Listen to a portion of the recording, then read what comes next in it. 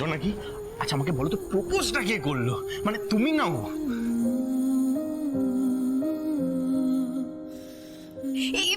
জোনাকি জোনাকি বলছি, আমাদের রাগী ভাইয়া কি বললো, মানে তোমাকে কিভাবে প্রপোজ করলো বলো না।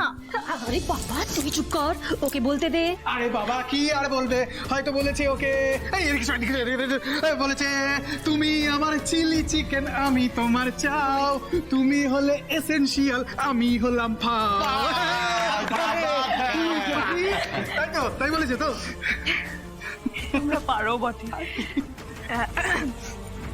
কিন্তু চলো আজকে আমরা একটু চপ মুড়ি খাই, আচারে তেল দিয়ে আর কাঁচা লঙ্কা দিয়ে, কেস একেবারে জমে যাবে না? নিকুচি করেছে।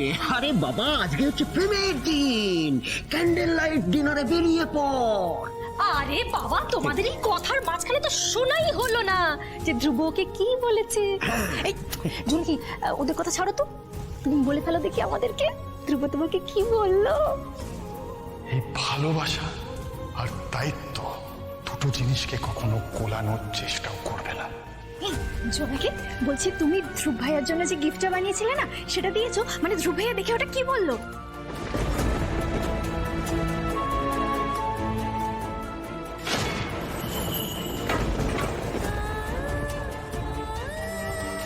জোনাকি সব কথা বাদ দাও, আমাকে বলো তো এক্স্যাক্ট কি কি কথা হয়েছে? মানে ও তোমার ভালোবাসাটা স্বীকার করলো কি করে? মানে এটা আমার জানার খুব ইচ্ছা অ্যাকচুয়ালি।